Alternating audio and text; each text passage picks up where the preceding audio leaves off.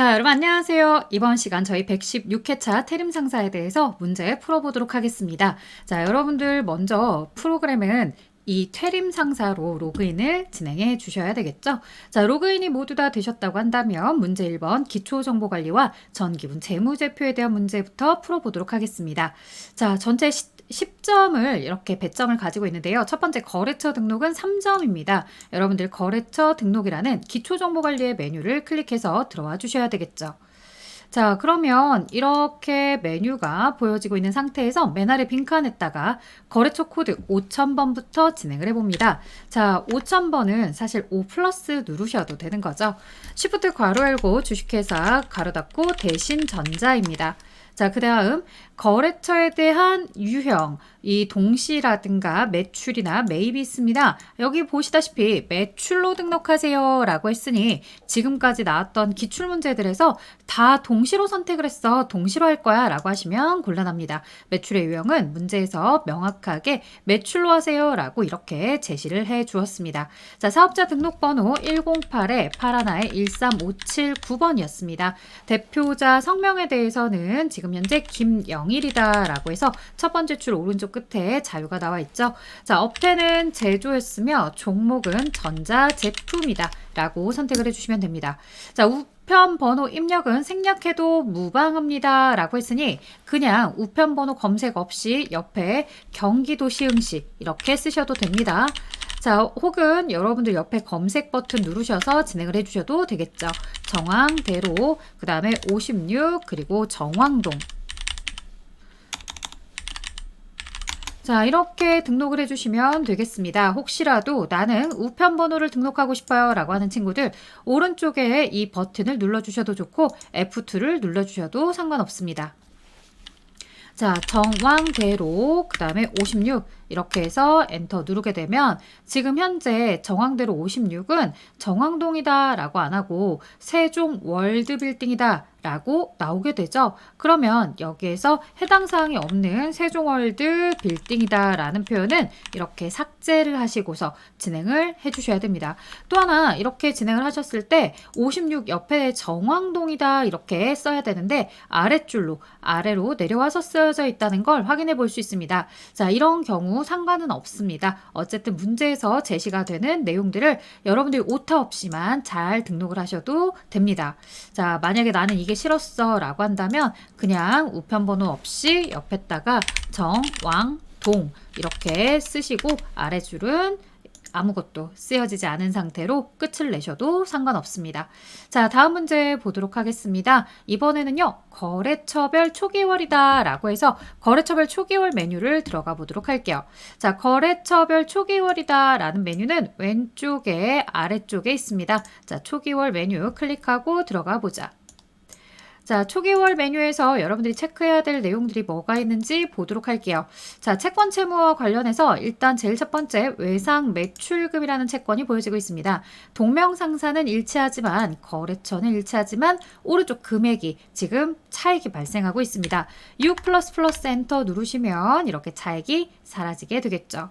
자, 두 번째 바드럼에 대해서 남북이라는 회사 맞습니다. 금액에서 오류가 났네요. 100만 원. 자, 항상 수정할 때마다 오른쪽 끝에 차액이 발생하지 않는지 이렇게 사라졌는지를 꼭 체크해 주시고요. 세 번째 지급어음 동서입니다. 자, 이때 많이들 당황하시는데요. 왜냐? 기존에는 거래처가 모두 다 등록이 되어 있었지만 여기 등록이 되지 않았죠. 그래서 이 자리에다가 동서라고 막 치려고 했어요. 그런데 안 써지더라는 거죠. 자, F2를 누르셔야 됩니다. 동서 F2 반드시 기억해 주세요 라고 늘 이야기하죠. 자, 이렇게 해서 150까지 기록을 하셨다면 모두 다 잘 진행하셨으니까 창 닫으시면 됩니다. 자, 복귀하는 키는 없어요. 내가 바로 입력을 해서 엔터를 치면 저장이 되는 상태이기 때문에 여러분이 입력하실 때 좀 조심스러워지는 건 있어요. 자, 그래도 계속 연습하다 보면 똑같죠. 여러분들이 잘 하실 수 있습니다. 자, 전기분 손익계산서를 검토한 결과 다음과 같은 오류를 발견했다 라고 했으니 일단은 전기분 손익계산서부터 시작을 하는 것 같습니다. 자, 손익계산서 들어왔을 때 공장 건물에 대한 재산세 350이 판매 관리비의 세금과 공과로 반영이 되었다 라고 되어 있군요. 자, 왜 문제에 원가 명세서와 손익계산서를 수정하고 삭제하라고 했는지 처음엔 알 수가 없었는데 이 내용을 보니까 알겠어요. 세금과 공과금이다 라고 해서 우리가 찾아봤죠. 공장 건물에 대한 재산세면 세금과 공과는 맞지만 어디에 표현을 해야 된다? 바로 원가 명세서 쪽에다가 넣어주셔야 됩니다. 자, 그러면 정확하게 350, 350이니까 지금 현재 보고 있는 손익계산서는 F5번 삭제를 해서 진행을 하려고 합니다. F5번 삭제. 자, 그리고 여러분들이 이제 어디로 가게 되냐면 원가 명세서에 오죠. 자, 원가 명세서에 들어오셔서 세금과 공과다라고 해서 F2 세금과 공과 이렇게 517번 코드로 350을 등록하게 됩니다. 이때 여러분들이 주의하셔야 될 내용은요. 세금과 공과다라고 해서 이 원가 명세서에 기록을 하게 되면 당기 제품 제조원가가 바뀌는 걸 볼 수 있습니다. 1억 765만 원 해서 지금 보시는 것처럼 107650 이렇게 되어 있죠. 107650. 자, 이는 제품의 매출원가를 클릭해서 당기제품 제조원가에다가 107650 이렇게 넣어주게 되겠습니다. 자, 당기제품 제조원가 바뀐 것까지 수정을 해주셔야 되는데 이걸 깜빡 잊고 안 하시는 분들이 정말 많아요. 자, 뭐만 단순하게 진행을 하냐면 손익계산서에서 세금과 공과 지워 그리고 원가 명세서에 입력해 이것만 기억하시는 친구들이 있는데 사실 그렇지 않다. 원가 명세서와 손익계산서에 반드시 이 당기제품 제조원가에 대한 연관성을 기억해 주셔야 됩니다. 자, 이제 여기까지는 했는데 조금 더 꼼꼼했던 친구들은 어디까지 손을 뻗어서 생각을 해보냐면 바로 이 부분입니다. 당기순이익이 1853만 원이다 라고 했으니 원가명세서 손익계산서 다음에 잉여금 처분계산서를 들어가서 이 1853만 원이 맞는지 같이 함께 확인을 하는 거죠. 뭐 확실하게 푸는 건 좋으니까 이렇게 확인하는 습관을 들이셔도 좋은데 자, 지금 보시다시피 금액은 차이가 발생하지 않아요. 그 이유는 우리가 원가 명세서에다가 반영을 해준 만큼 당기제품 제조원가가 바뀌었고 그 당기제품 제조원가가 손익계산서에서 매출원가 쪽에서 이렇게 반영이 되고 있기 때문에 손익계산서 쪽에서 세금과 공과를 삭제했다 하더라도 결론적으로는 어디가 당기순이익은 변함이 없더라. 토탈 합계는 서로 변함이 없어요. 그렇기 때문에 당기순이익에 대해서 수정할 것도 없었고 당기순이익이 수정이 없었다는 건 마지막 재무상태표도 수정할 것이 없습니다. 자, 어찌되었든 이렇게 원가 명세서와 손익계산서 두 가지에 대해서 수정을 해주셨는데 제일 중요한 거 원가 명세서의 당기제품 제조원가를 손익계산서 매출원가 쪽 안에 있는 금액을 수정하는 걸로 여러분들이 잘 판단하시면 좋겠습니다. 자, 이제 일반 전표다라고 해서 들어가 보도록 하겠습니다. 자, 일반 전표 입력을 클릭하고 들어갔을 때 운영자금의 문제 해결을 위해서 바드럼을 할인했다라고 하죠. 사실 할인은 여러분들 이론을 배운 분들은 알아요. 할인은 두 가지가 있어요. 하나는 차입거래, 또 하나는 매각거래죠. 자, 문제에서 제시가 되었던 것처럼 매각거래로 간주하세요 라고 했으니 이 내용은 우리가 뭐라고 처리할 거냐면 매출채권, 처분손실. 자, 뭐에 대해서 할인료를 빼고 들어왔다라고 했을 때 그 빼고 들어오는 할인료는 은행에다가 지불하는 매출채권, 처분, 손실입니다.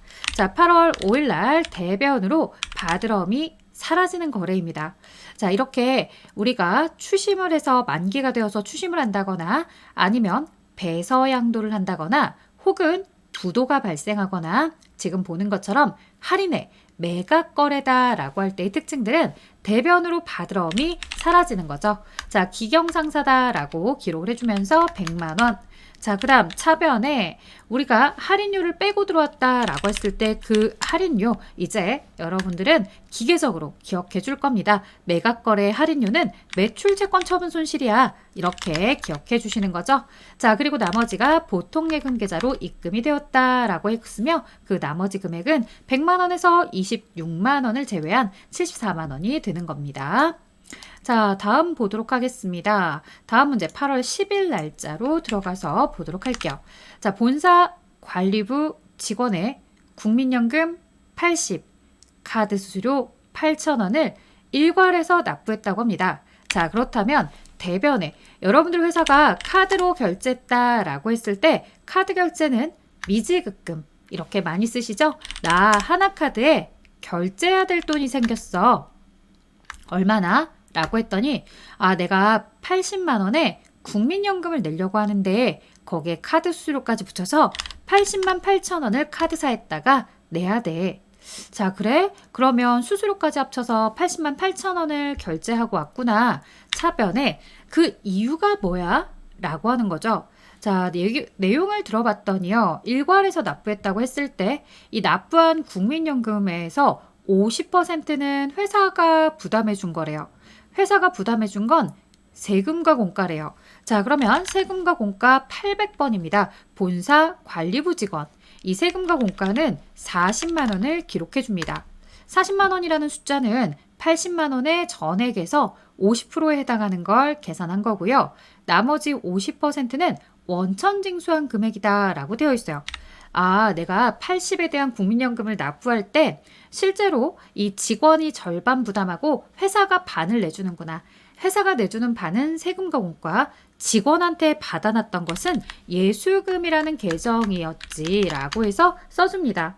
자, 이렇게 쓰고 났더니 당연히 8,000원만큼의 밸런스 차이가 날 겁니다. 아니 도대체 8,000원은 어디서 차이가 나는 거야? 라고 했을 때 바로 수수료를 이야기하는 거죠. 자, 카드 결제 수수료에 대해서는요. 수수료 비용이다 라고 처리하시면 되겠고요.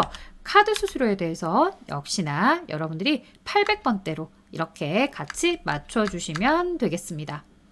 자, 지금 내용 보시는 것처럼 세금과 공과, 즉 회사가 부담하는 거, 직원한테 원천 징수한 거, 예수금, 카드 결제에 대해서 수수료 비용 이렇게 각각에 대해서 내가 처리할 줄 아는지를 물어보는구나.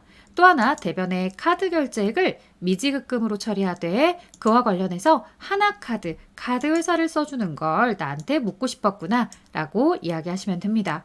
자, 물론 대변에 카드 결제액을 미지급 비용 이렇게 쓰는 친구들도 있지만 보통의 우리 뒤에 결산 문제를 제외하고는 미지급 비용이라는 표현은 잘 쓰지 않는다. 그냥 미지급금 이렇게 쓰시면 됩니다. 자, 그 다음 8월 22일 날 보겠습니다.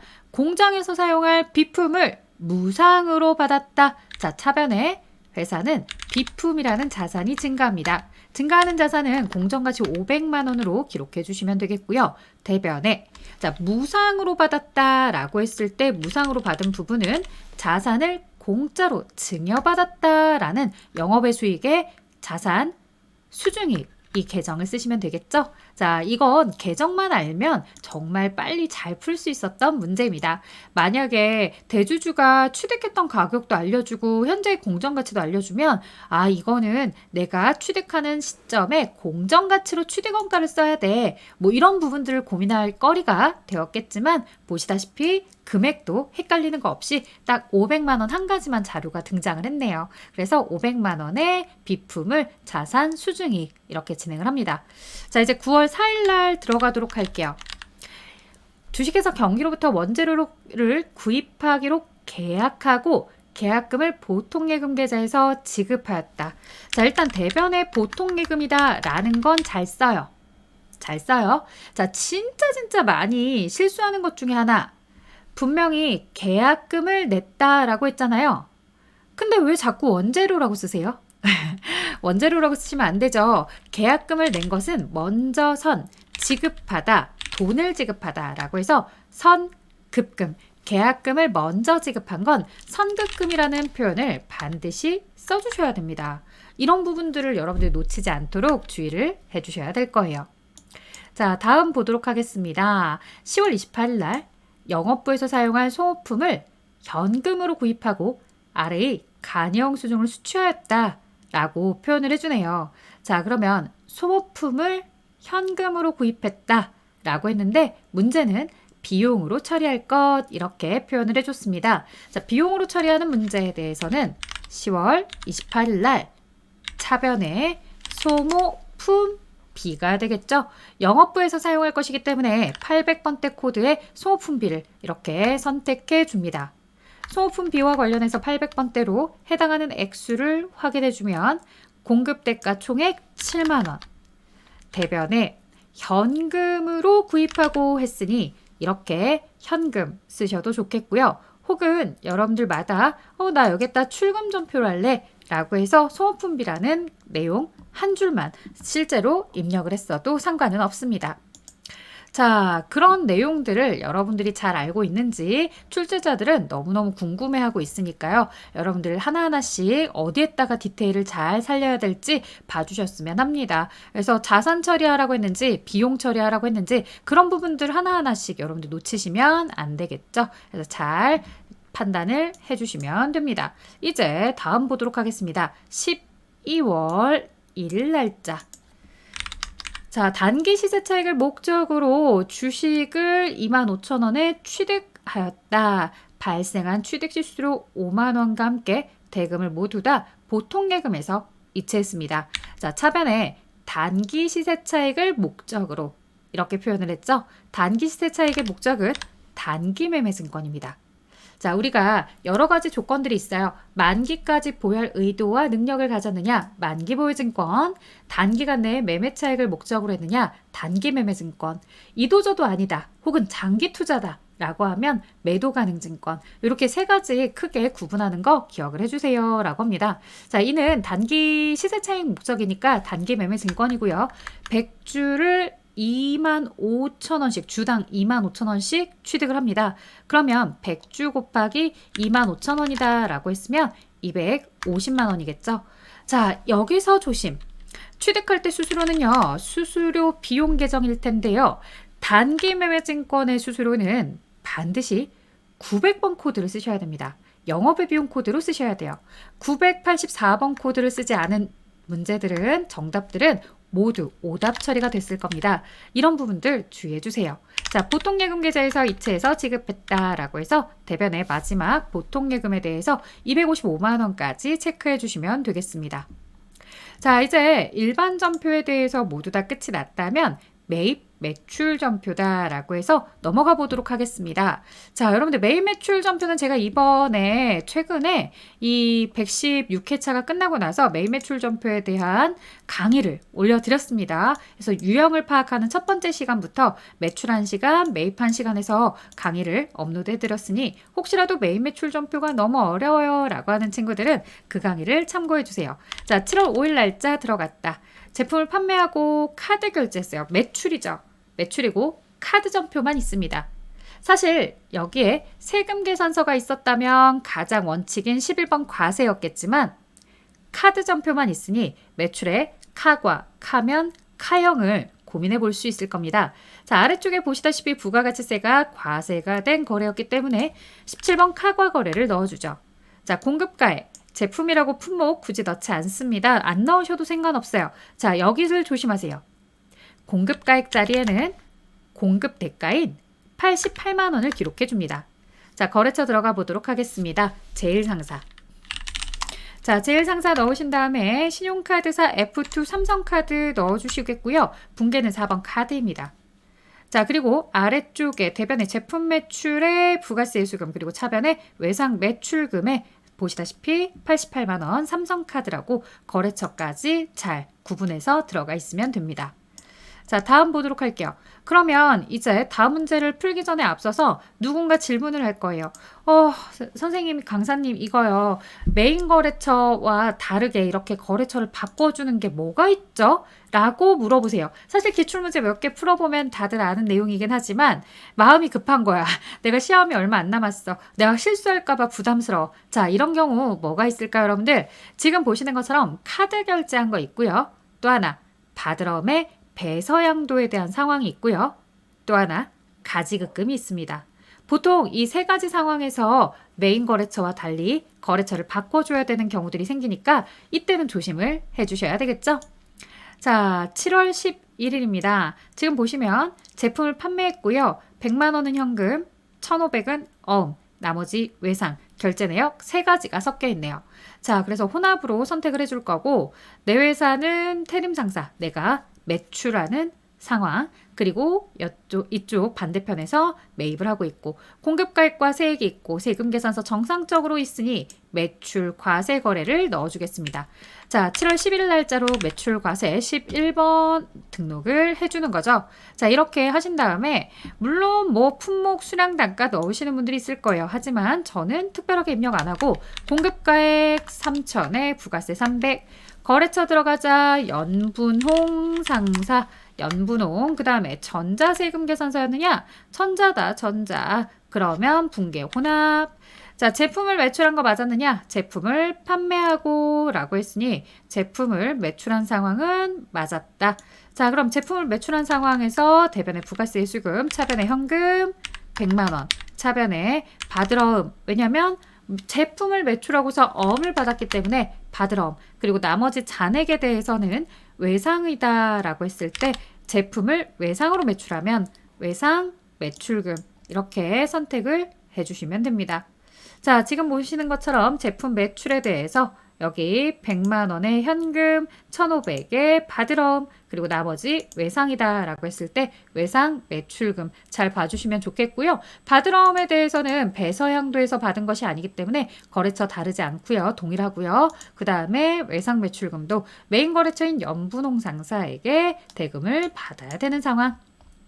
자, 다음 보겠습니다. 3월 1일 날짜로 들어가서 볼 건데요. 지금 10월 1일 날짜로 들어가서 볼 건데 지금 내용을 보니까 현금 영수증이 보여지고 있습니다. 자, 그렇다면 현금 영수증에 맞추어서 우리가 거래를 등록해야 될 텐데 현금 영수증도요. 매입하는 거래에서 지금 보시다시피 현과도 있고 현면도 있습니다. 이 문제는요, 쌀 면세 상품인 쌀을 구매하는 거였기 때문에 62번 현면이라고 여러분들이 꼭 구분해서 등록을 해줬어야 되죠. 자, 공급가액 들어와서 자료를 확인해 보자. 아래쪽에 보시게 되면은 공급 가액이 110만 원이다 라고 해서 승인금액 110만 원이 들어가 있는 걸 볼 수 있습니다. 자, 110만 원 부가가치세는 없어요. 면세니까. 거래처 들어가자. 자, 거래처는 어디에서 구매를 했느냐라고 했을 때 지금 아래에 대형마트다 라고 해서 판매자 정보가 나와 있군요. 자, 대형마트 이렇게 넣어주시면 되겠고 분계 볼까요? 분계는 쌀을 구입하고 보통예금 계좌에서 이체했다. 자, 현금 영수증이라고 해서 꼭 현금만 있는 거 아니죠. 계좌이체도 상관없더라. 3번 혼합. 자, 차변의 원재료 아니라 제조공장 직원들이니까 500번대 복리후생비로 쓰시며 대변에는 보통예금이다 라고 구분해서 표기를 해주시면 됩니다. 그래서 아래쪽에 내려왔을 때 대변의 보통예금 그리고 차변에는 원재료가 아닌 복리후생비, 공장 직원의 야근식 때는 이렇게 복리후생비를 씁니다. 다만 공장이니까 500번대도 놓치지 말아라. 자, 그 다음 계속해서 볼까요? 여기 미국 나이스 플래닛의 5만 달러 수출 신고를 했고 지금 전표를 입력하는 날짜 보시다시피 수출 신고하는 날짜랑은 상관이 없습니다. 그리고 선적일자 상관없더라. 자, 선적일자 상관 있죠. 죄송합니다. 선적일자 중요합니다. 여기서 지금 10월 30일 날짜로 회계 처리하래요. 왜냐? 부가가치세법에서 수출하는 품목은 선적일을 공급 시기로 하거든요. 그렇다면 선적일의 공급 시기에 대해서는 10월 3일 날짜의 환율은 사실 알 수는 없다. 왜? 지금 내가 공급하는 날 회계 처리를 할 때 10월 30일에 지금 환율은 1,400원이었습니다. 따라서 5만 달러에 대해서 지금 보시는 것처럼 1,400원씩 계산을 해줄 거예요. 자, 수출 대금 중 2만 달러는 10월 30일에 입금받기로 했고요. 나머지 잔액은 입금을 받았군요. 10월 30일 오늘 2만 달러는 받았고 나머지 3만 달러에 대해서만 11월 3일 날 받기로 이야기했군요. 자, 그러면 우리도 거기에 맞춰서 좀 진행을 해보도록 하겠습니다. 자, 프로그램을 열어서 진행을 해보자. 10월 30일 날짜부터 일단 등록. 자, 16번 직수출 거래이며 공급가액을 넣어주는데요. 자, 공급가액 넣어줄 때 저는요, 계산기 쓰기가 싫어요. 그래서 제품을 쓰고 수량 자리에다가 지금 금액을 보니까 1,400원씩이잖아, 1달러에. 그리고 5만 달러가 전체 금액이잖아. 아하, 7천만 원이었구나. 이렇게 저는 이렇게 좀 꼼수를 쓰는 편입니다. 영세율 거래, 즉 수출 거래도 0% 세율이기 때문에 부가세는 뜨지 않고요. 거래처 씁니다. 자, 미국이라고 검색했을 때 없으니까 알파벳 N을 검색하니까 나이스 플래닛이 떴고요. 그 다음에 영세율 구분은 16번 직접 수출은 1번. 수출 신고 번호나 이런 것들에 대해서는 고려하지 말고요. 3번 혼합 처리가 됩니다. 자, 3번 혼합으로 처리했을 때 차변에 보통예금 계좌로 입금을 받았습니다. 라고 했는데 이 보통예금으로 받은 금액이 얼마냐 라고 하면 2만 달러에 대해서 10월 30일 날 받았으니 오늘의 환율로 여러분들이 계산을 해봅니다. 오늘의 환율 2만 달러에 대해서 1,400원씩이었대 라고 하니까 그거 하면 2,800이 나오겠구나 라는 거죠. 그래서 보통예금은 2,800만 원이었을 것이며 나머지 3만 달러 아직 받지 못한 나머지 3만 달러는 11월 3일에 받기로 하였다라고 했으니 아직 받지 못한 부분은 외상 매출금 이렇게 기록을 해주면 되겠죠. 그래서 외상 매출금이 4,200이다 라고 합니다. 자, 아래 줄은 왜 입력했어요? 라고 하는데 역시나 마찬가지로 아까 얘기했던 것처럼 뭐 하지 않으려고 맞아요. 계산기 쓰는 거 좀 최소하고 프로그램 만질 때는 프로그램에서 어떻게든 해결해 보려고 제가 좀 약간의 꼼수를 썼습니다. 아래는 당연히 해당 답과는 상관이 없기 때문에 요거 한 줄 정답에 해당하는 것만 남겨두도록 하겠습니다. 자, 그 다음 11월 30일 날짜로 가보도록 할게요. 제니빌딩으로부터 임차료에 대해서 부가세 별도로 세금 계산서를 수취합니다. 불공제 상황이 아닌 이상은 부가세 별도로 세금 계산서 수취하면 51번 매입 과세 처리해줍니다. 공급가액 300에 부가가치세가 별도라고 했습니다. 제니빌딩으로부터 라고 했으니 거래처 제니빌딩 전자세금 계산서를 수취했다. 전자. 분계는 혼합입니다. 자, 차변부터 조심하자. 영업부 임차료. 문제에서 영업부 임차료라고 했습니다. 자, 임차료며 영업부다라고 했으니 여러분들은 뭐로 쓰셔야 되겠습니까? 800번 판매관리비 쪽에 800번 코드를 쓰겠죠. 자, 그리고 대변에 다음 달에 지급하기로 했다라고 했을 때 미지급금으로 다음 달에 하기로 했다라고 했을 때는 이렇게 미지급금으로 등록을 해주시면 됩니다. 자, 이제 매입 매출 전표 마지막 문제인가요? 건축물이 있는 토지를 취득하여 라고 되어 있습니다. 자, 매입 쪽이 확실히 어렵긴 어려운 것 같아요. 왜냐? 세금 계산서도 받았고 부가가치세도 별도로 있지만 이 내용은 매입의 과세가 아니라 매입의 뭘로 처리하자? 불공. 매입의 불공입니다. 아니 어떻게 매입의 불공입니까? 라고 하시는데요. 자, 54 불공제 넣어놓고서 아래쪽에 입력을 하다 보면 불공제 사유에서 그 내용을 선택하게 되어 있죠. 자, 공급가액 6천에 부가세 600이다. 그리고 거래처. 자, 거래처와 관련해서는 시온건설이다 라고 해서 시온건설을 넣어주시고 전자세금 계산서냐? 네, 맞습니다. 전자체크. 그리고 사업과 관련 없는 지출이 아니라 이 내용은 어디로 가야 되냐면 아래쪽에 토지 등의 자본적 지출 관련입니다. 토지를 취득하는 과정에서 취득을 하여 그 건축물을 철거하고 왜? 건축물이 있던 토지를 샀는데 건축물이 필요가 없는 거예요. 곧바로 건축물 철거해버리고 토지만 쓰려고 합니다. 결국에 이런 철거 비용들은 우리가 뭘로 처리하고 있더라? 이 토지로 처리를 합니다. 자, 철거 비용을 무조건 토지라고 처리하는 건 아니죠. 두 가지 상황 잘 구분해서 기억하셔야 돼요. 하나는 내가 이렇게 사용하지 않던 토지와 함께 딸려온 건물을 취득하자마자 바로 철거하면 토지의 자본적 지출 관련한 부분이며 이 부분에 대해서는 내가 토지라고 취득원가에 포함합니다. 자, 하지만 또 다른 하나는요. 내가 사용 중이던 건물을 철거할 때요. 내가 건물을 취득해서 건물 계정을 써놓고 감가상각을 계속해서 진행 중에 있다가 철거를 하게 되는 상황인 거죠. 이런 상황이라고 한다면 여러분들은 어떻게 처리하셔야 된다? 이 유형자산 처분손실 이렇게 처리를 하신다거나 아니면 별도의 철거 비용이라는 계정을 만들어서 비용으로 처리를 해주실 거예요. 그래서 사용 중이던 건물은 철거 비용이 비용 처리가 될 거고 지금 보시는 것처럼 미사용 건물에 대해서 취득하자마자 철거를 해버리면 토지의 취득원가입니다. 자, 대금은 선유 자동차로부터 제품의 판매 대금으로 받아 보관 중인 약속 어음을 결제했습니다 라고 되어 있군요. 자, 아래쪽에 내용을 보시다시피 전액 다 뭘로 결제가 된 걸 볼 수 있더라. 어음의 금액에 들어가 있는 걸 볼 수가 있습니다. 자, 이때 조심하셔야 될 점은 뭐냐면요. 혼합인데요. 이 차변에 토지를 기록하게 되고요. 불공제 거래의 특징은 공급 가액과 부가세가 합쳐져서, 즉 부가세 대급금이 생기지 않게끔 회계 처리가 되고 있고요. 대변에, 자, 만약에 내가 어음을 발행해서 지급했다. 나 태림 상사가 시용건설에게 어음을 발행해서 줬다라고 했다면 미지급금이었을 거예요. 지급어음이 아니라. 자, 하지만 내가 어음을 지금 만들어서 주는 입장이 아니라 다른 회사로부터, 선유자동차로부터 받아놨던 어음을 주는 거예요. 이게 바로 받으러음의 배서양도죠. 이렇게 배서양도에서 줄 때는 메인 거래처와 달리 카드 때 해보셨죠? 선유자동차라고 반드시 거래처를 구분해 주셔야 됩니다.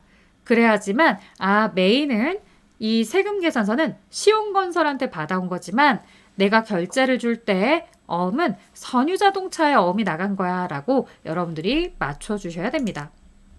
자, 다음 보겠습니다. 가득주유소에서 주유 대금은 당일에 현금 결제했고요. 어머나, 현금 영수증을 수취한 적이 있었는데 일반 전표에 입력을 했군요. 자, 이런 경우들은 일반 전표에 들어갈 내용이 아닌데 왜 일반 전표에 있지?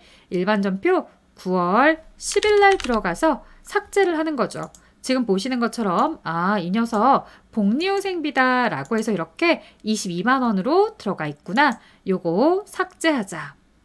자, F5번 삭제하셔도 되고 상단의 삭제 버튼을 눌러주셔도 좋습니다. 이렇게 삭제를 진행하고 나면은 메인 매출 전표 입력을 들어가셔서 9월 10일 날짜로 현금 영수증에 맞게끔 9월 1일 날짜, 9월 1일 날짜로 현금 영수증에 맞게끔 등록을 해주시는 거죠. 자, 매입의 현과가 되겠네요. 매입의 현과. 자, 61번 매입의 현과입니다. 그 다음 앞서 여러분들 조심하셔야 될 점이 있더라. 22만 원이다 라고 금액 보고 온 거 기억하십니까, 여러분들? 자, 우리가 이 주유와 관련해서 잘 봐야 돼요. 그러나 해당 차량, 주유 차량은 제조 공장에 운반용 트럭인 것으로 확인이 되었다라고도 이야기를 해줬어요. 아니, 주유한 부분에 대해서 뭔가가 좀 복잡하게 보여지는구나. 주유에 대해서 한번 다시 보고 싶어요 라는 거죠. 자, 일반 전표다라고 했을 때 사실상 일반 전표에는 여러분들이 삭제만 진행을 할 수 있고요. 이 삭제한 데이터를 되돌리는 기능은 없어요. 그렇기 때문에 아까 삭제하기 전에 잘 보셨어야 됩니다. 지금 자금 관리다, 복사다, 검색이다 이렇게 되어 있어서 검색할 거냐라고 했는데 당연히 삭제를 했기 때문에 여러분들이 뭐를 할 수가 없어요. 검색이나 이런 것들이 되지 않을 거예요. 자, 그런데 눈에 버튼 하나가 확 띄었습니다. 뭐냐? 삭제한 데이터라는 버튼이 보여요. 혹시 여기에 자, 볼게요. 지금 9월 10일 날짜에 9월 달에 삭제한 데이터를 제가 눌러봤어요.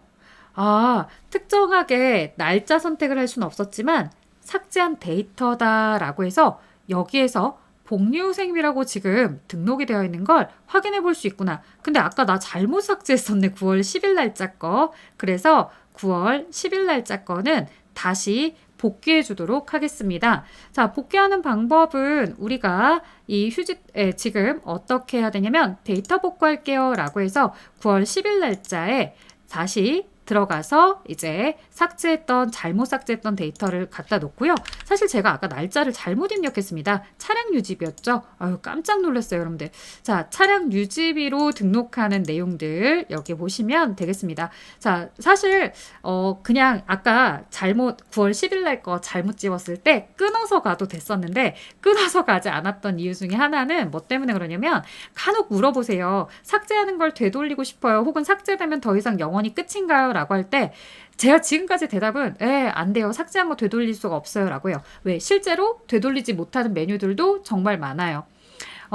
지금 다행히도 메인 매출 전표나 이런 곳에는 삭제한 데이터를 되돌릴 수 있도록 버튼이 있기는 하지만 이것도 계속해서 프로그램이 업데이트가 되면서 생긴 메뉴이기도 하고요.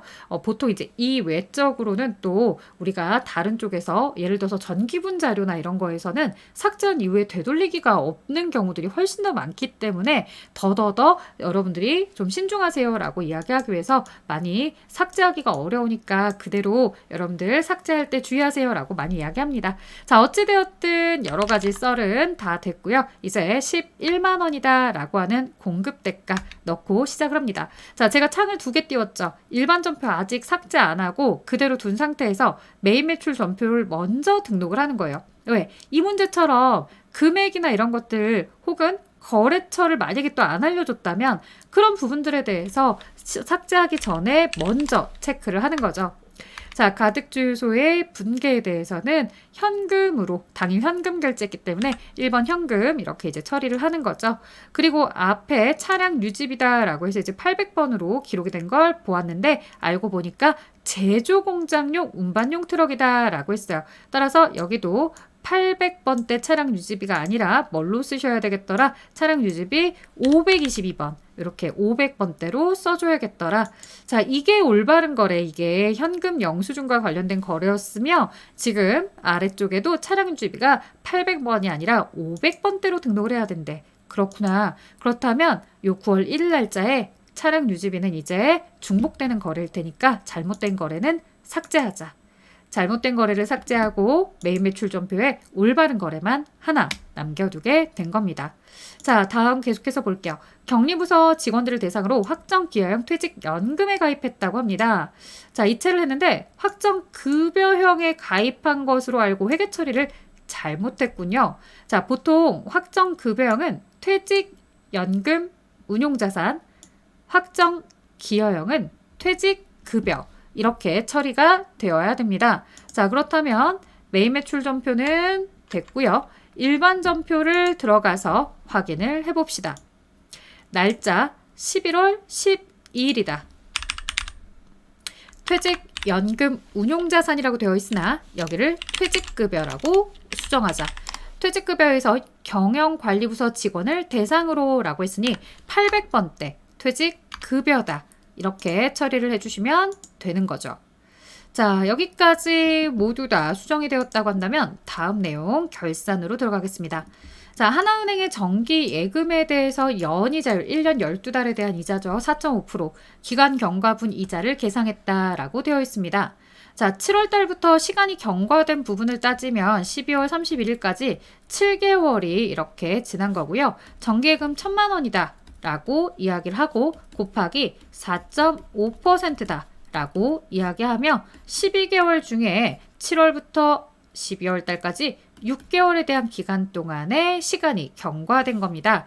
자, 경과된 시간만큼 대변에는 이자 수익이 발생했다 라고 이야기할 것이며 차변에는 아직 받지 못한 미수 수익이다 라고 표현을 해주시면 되겠습니다.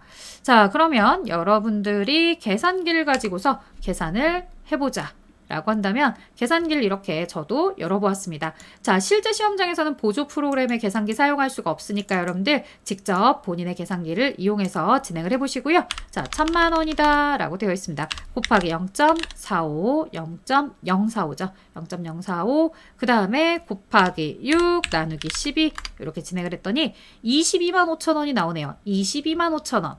자, 22만 5천 원에 대해서 진행을 해보자. 일반 전표 입력. 자, 결산은 자동, 수동 있는데 이 미지급금, 미수수익 이런 것들은 다 수동이죠. 보시다시피 12월 30일 날 대변에 이자 수익이다. 22만 5천 원 차변에 미수수익이다. 미수수익이다. 아직 받지 못했어요. 아직 받은 건 아니고 시간이 경과된 부분에 대해서 이자가 22만 5천 원만큼 발생했고 나한테 들어올 거야 라는 거죠. 실제 여러분들 왜 적금통장이나 예금통장 가입을 하시면 이자가 바로바로 입금되지 않아요. 이자 없이 그냥 내가 납입한 원금만 계속해서 체크가 되고 있고요. 나중에 언제 알아요? 해약할 때 이자를 받으면 아, 그때 이자가 있구나 라는 거죠. 일반인들은 이렇게 알고 있지만 이제 기업에서는 기간에 따라서 아, 지금 전체 있는데 이자가 이렇게 1년에 4.5%인데 내가 6개월이니까 이제 현재 22만 5천 원 정도 이자가 발생했어. 이 정도는 내가 지금 해약을 해도 받을 수 있는 금액이야 라고 하면서 쓰는 거죠. 자, 5천만 원의 장기 차입금인데요. 내년에 상환할 예정이래요. 그러면 비유동부채 쪽에 있던 장기 차입금을 유동부채로 하셔야 되는데요. 그때 쓰는 표현이 뭐라고요? 유동성 장기 부채다라고 해서 유동성 배열법에 따라 진행을 하는 거죠. 경남은행이라는 거래처 쓰는 거 양쪽에 다 써주셔야 되니까 여러분들 실수하지 않도록 거래처 빼먹지 않도록 진행을 해봅시다. 자, 차변에다가 장기 차입금을 쓰는 거예요. 대변에 있던 비유동 부채였던 장기 차입금을 차변에 정리합니다. 경남은행 거래처 꼭 써주시고요. 5천. 그리고 대변에 유동성 장기 부채. 대변에는 내년에 갚아야 되는 부분에 대해서 유동성 장기 부채라는 유동부채 계정을 쓰는 겁니다. 자, 이렇게 써주면 됩니다. 부가가치세에 대한 내용이네요. 부가세 예수금은요. 대변에 여러분들 매입 매출 보시면 대변에 제품 매출을 쓸 때 대변에 부가세 예수금이 생기죠. 부가세 예수금을 차변으로 가지고 옵니다. 자, 가지고 오는 차변의 금액 5,234만 6,500원 52 346 500. 그 다음 대변으로는 부가세 대급금입니다. 부가세 대급금 매입세액은 얼마냐면 52 749 000이 됩니다. 자, 이렇게 하고 나서 주의하실 점. 매출세액이 5,234만 6,500원 346. 매입세액, 즉 내가 공제받을 수 있는 세금은 74만 9천 원. 매출세액으로 내야 될 돈보다 매입세액으로 돌려받을 금액이 더 커요. 그래서 환급이 이루어지면 차변에 미수금이다 라고 해서 쓰시면 되겠습니다. 미수금.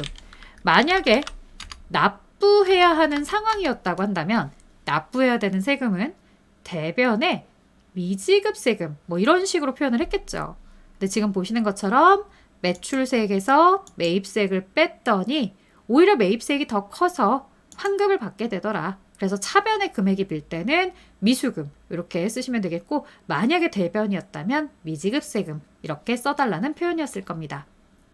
자, 여기까지 모두 다 수동입력사항만 나온 상태이기 때문에 여러분들은 뭘 하실 필요가 없었더라.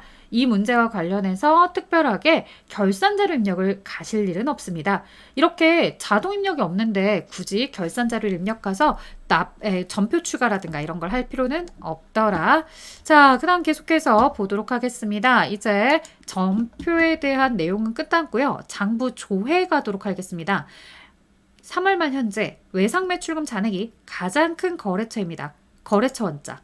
거래처에 대해서 물어보면 특정 거래처의 명칭이 나오든 아니면 거래처에 대해서 큰 거 작은 거 물어보면 이렇게 거래처 원장입니다. 3월 말일 외상매출금에 대해서 전체 거래처를 모두 보고 싶기 때문에 엔터를 누릅니다. 자, 오른쪽 잔액을 확인해 줄 건데요. 잔액에 대해서 크고 작은 금액에 대해서 금액 정렬을 시킬 수가 있습니다. 잔액 자리에 클릭. 그러면 낮은 숫자부터 높은 숫자로 해서 나옵니다. 잔액이 가장 큰 거래처는 맨 마지막 양주기업이죠. 양주기업의 거래처명 그리고 금액 5천입니다. 양주기업과 5천만 원을 정답으로 체크하시면 됐을 겁니다. 자, 그 다음에 계속해서 내용 또 보도록 하겠습니다. 아래쪽에 자료를 확인해서 들어가 보도록 할게요. 배당금을 수령한 달은 몇 월입니까? 라고 물어봤어요. 자, 우리가 배당금을 받았다라고 한다면 계정에 대해서 배당금을 받을 때, 자, 줄 때야 미지급 배당금 이런 계정을 쓰잖아요. 하지만 받을 때는 배당금 수익입니다. 따라서 저라면 1월부터 12월 달까지 모든 거래에 대한 배당금 수익 계정을 찾아볼 것 같습니다. 이렇게 배당금 수익을 찾아봤을 때 바로 배당소득과 관련된 내용이 조회가 되고 있습니다. 자, 220만 원이 정말로 확실하게 배당금을 수령한 것이 맞느냐라고 한다면 더블 클릭을 해서 아래쪽에 생겨난 붕괴를 보는 거죠. 대변의 배당금 수익 그리고 차변에 보통예금이다. 이렇게 표기가 되어 있기도 하고요. 혹은 여러분들이 이 내용에 대해서 4월 25일 날짜에 일반 전표를 또다시 가서 찾아보실 수도 있겠죠. 자, 이렇게 4월 달에 배당금 수익 거래가 딱 한 건밖에 없었습니다. 실제로 배당금을 수령한 달은 4월이었겠죠. 자, 다음 문제 보도록 하겠습니다. 부가가치세 확정 신고서에 매출액 중 세금 계산서 발급분의 공급가액을 물어봤습니다. 자, 그러면 여러분들이 이 내용은 어디 가서 확인하냐면 부가가치세입니다. 부가세 확정 신고서다 라고 했을 때 부가세 신고서를 물어보는구나. 다만 그 신고서가 예정 확정이 있는데 이렇게 2, 4분기에 대한 4월부터 6월 달까지는 확정인 내용인 거죠. 자, 매출액 중에서 세금계산서 발급분 공급가액 합계. 자, 세금계산서 발급분을 볼 때도 조심하자. 어떻게? 이 세금계산서 발급분은 과세 쪽에도 있지만 영세율 쪽에도 있습니다. 따라서 이 두 개의 금액을 합쳐서 대답해 주셔야 됩니다. 공급가액은 2억 9,539만 5천 원이다 라고 대답을 해주시면 됩니다. 자, 그래서 295-395-000 아래에 영세율 세금 계산서까지 같이 합쳐서 대답을 해줘라. 자, 혹은 이렇게 찾는 친구들도 있을 거예요. 제가 ERP 수업도 에듀윌에서 진행을 하는데 ERP는 이제 장부조회를 좀 많이 시키는데 그때 가장 많이 나오는 게 뭐냐면 이 메인 매출장에 대해서 많이 나와요. 그러면 메인 매출장으로 들어간 친구들 같은 경우는 이제 4월에서 6월 달까지 이렇게 진행을 하면서 매출에 대해서 세금 계산서야? 라고 하면은 뭐뭐 선택을 해서 보게 되냐면 지금 보시는 것처럼 과세에 대한 금액도 보게 되고요. 그 다음에 자, 뭐도 보겠습니까? 과세에 대한 금액도 보겠지만 세금 계산서에 대해서 영세율에 대한 이런 금액들도 함께 보는 친구들도 있습니다. 그래서 혹은 이제 전체적인 내용을 가져다 놓고서 다 볼 수도 있겠죠. 그래서 과세 거래와 영세율 거래에 대해서 쭉 자료를 살펴보고서 지금 뭐 금액이 얼마구나 라고 생각을 해주는 거죠. 그래서 이런 내용들 뭐 2억 9,500이다 라고 했는데 왜 금액이 다른가 봤더니 여기에 아마 다른 거래들 유형이 섞여져 있을 수도 있어요. 그래서 실제로 이제 현과가 있어요. 현과를 빼고서 봐야 되니까 현과에 대한 내용만 제외하고 뭐 11번 과세 거래가 얼마였어? 라고 했을 때 11번 과세 거래 같은 경우는 2억 9,039만 5천 원이었어. 그래? 세금 계산서가 과세 말고도 또 뭐가 있지? 영세가 있지. 라고 하면서 이렇게 두 가지를 보는 친구들도 있을 거라 봅니다. 자, 하지만 역시나 뭐가 좀 더 심플했어요. 부가세 신고서에서 보고 오시는 게 조금 더 심플했죠. 그래서 세금계산서 발급분 자리가 1번과 5번에 있기 때문에 1번, 5번의 자리의 금액들을 여러분들 확인해 보시는 게 조금 더 빨리 답을 찾는 문제였을 것 같다. 자, 여기까지 여러분들한테 116회차 전산회계 1급 설명을 해드렸습니다. 실무는 본인이 직접 풀어보시기도 해야 되죠. 많이 풀어보세요. 많이 풀어보시면 시험은 그렇게 어렵지 않습니다. 시간 내에 이 내용을 잘 풀 수 있게끔 반복 숙달을 좀 해주시면 아주 좋은 결과가 나올 거니까요. 스스로 너무 부족하다고 조바심 내지 말고요. 마지막까지 포기하지 마시고 잘 준비하셨으면 좋겠습니다. 자, 수고하셨습니다.